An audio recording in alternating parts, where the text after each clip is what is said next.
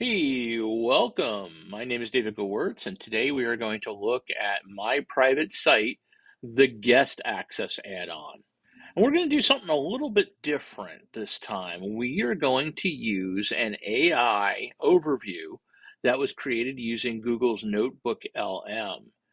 And to be honest, it's pretty fantastic. So once you see that, then I will take you through a demo, but they give you a really excellent overview through the power of AI.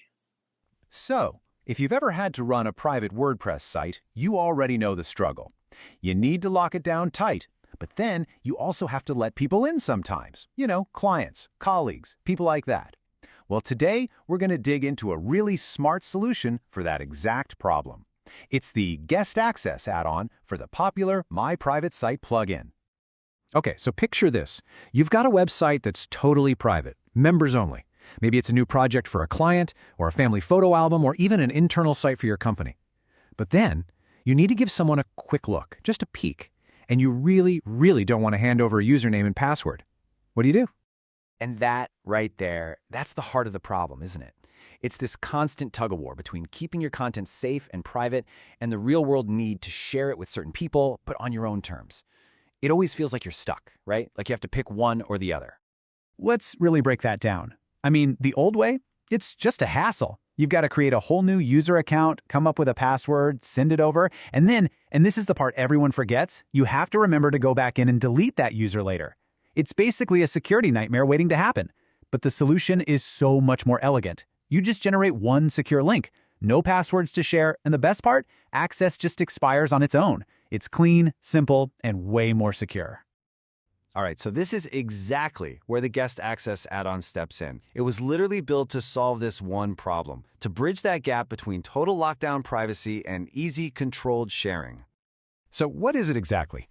Well, it's a premium tool that lets you, the person in charge of the site, create these special, secure links that only work for a little while. And here's the key. Your guests don't have to log in at all. They just click the link you send them, and boom, they're in. And this, right here, this is the whole point. You can confidently give access to the specific people you want, while for everyone else in the world, your site is still behind that login screen. Your privacy stays intact for the public, but you can grant a key to a select few. Okay, let's get into the good stuff, the actual features. Think of this as your personal toolkit for sharing, giving you total control over how your private content gets seen. The big idea here is that you are in complete command. You're the one who decides who gets in, for how long they can stay, and even how many times they can visit. This is not some clunky all-or-nothing system. It's precise, surgical access. And that flexibility is it's awesome. For instance, you could whip up a reusable link that's good for a whole week for a client who needs to review a project, right? So they can pop in and out whenever they need to.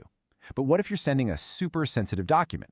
Well, for that, you can generate a link that works one time and only one time and then expires in 24 hours. Once it's clicked, poof, it's gone. And the time control you have is just, wow, it's incredibly granular. You can set a link to expire in a few hours or a few days. You can pick a specific date on the calendar. You can even set it up to start working on a future date and then end on another. This is perfect for stuff that's under embargo, like a press release.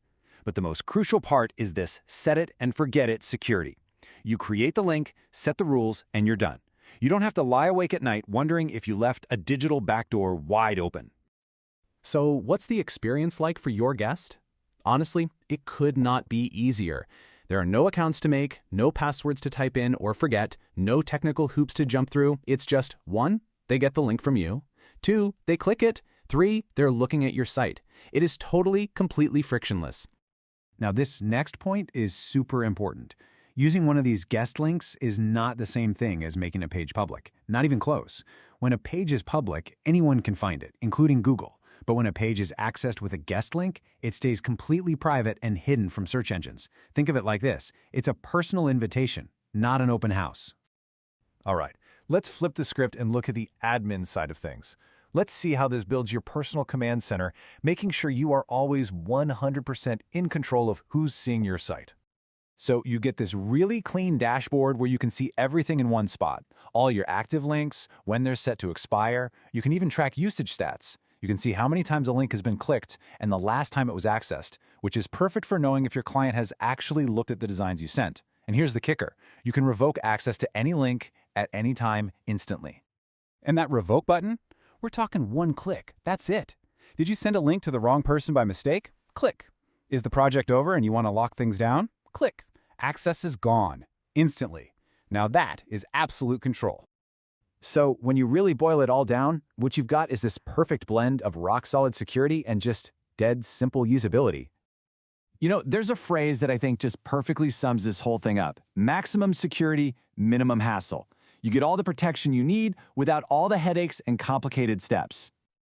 And just so you know, the security behind this isn't just for show. It's the real deal. The links use these long, random, basically unguessable strings of text. The whole thing follows WordPress security best practices to the letter. And if someone tries to use a bad link or an expired one, they just get sent right back to the normal login page. It's even built to play nice with things like caching and SSL, so it's not going to mess with your site or cause any conflicts. At the end of the day, that's really what this is. It's a tool that empowers you. It puts the power back in your hands, letting you grant controlled, temporary, and totally secure access to your private site exactly when you need to and exactly how you want to. So, I'll just leave you with this to think about. I mean, you put all this work into making your site private. That privacy is non-negotiable, right? So when you do need to share it, shouldn't the way you share it be just as secure and just as thoughtful?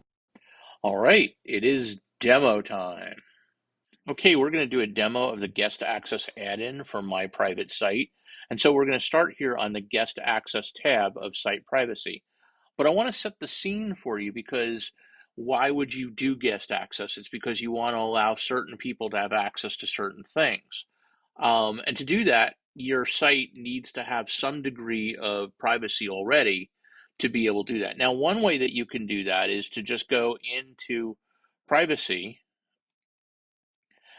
enable login privacy, and lock down the whole site. And then if you give somebody guest access, then they can get to the whole site. But most sites are going to be a little bit different. They're probably going to have some of the site that's public and some of the site that's private.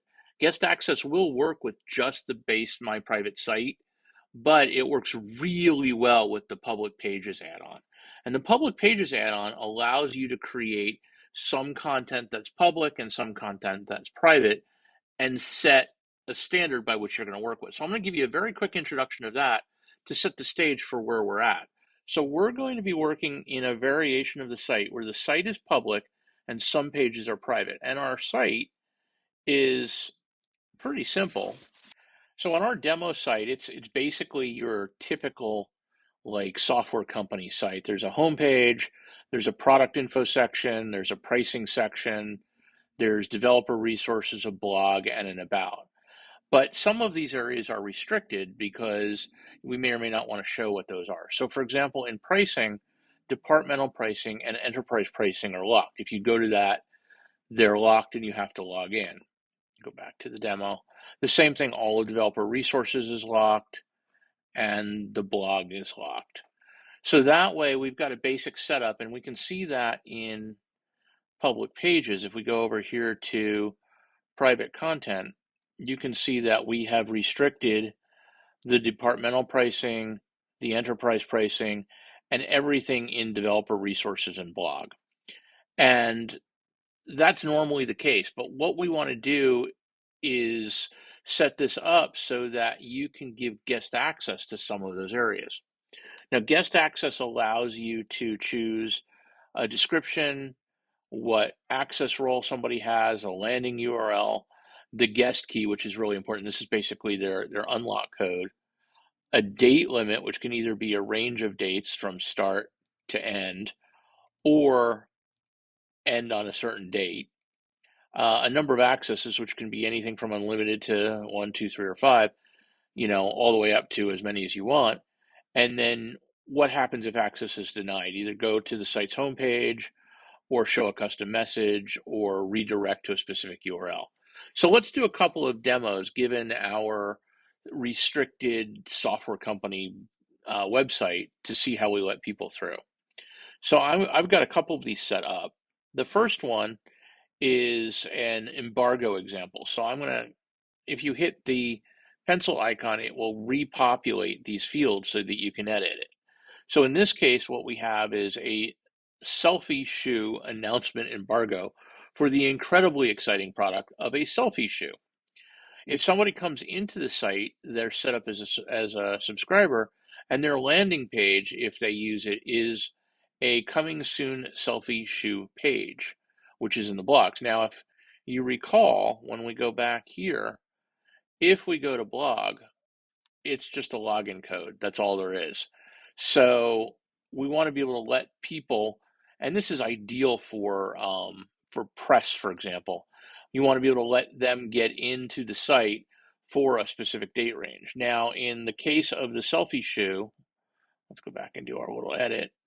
That's set up for next week. So in theory, even if you use that code, today is the 26th. If you use that code, it won't allow you in. And that way, if there's an embargo and the embargo lifts on the 29th, you're able to go in there. So to create a code, you just click the button here, and now it's in your clipboard. And then if you go to the site, and I'll paste it, you can see that what you've got is the page you're going to, a code that says this is a guest, and then this very long key, which is the same key that exists up here, and you can change the key and save it. So for example, if you've just done a webcast or a demo like I have, you can change the key, and the key that's shown isn't going to be valid. Now I'm on a local site, so nobody can get into it anyway, but that's a capability.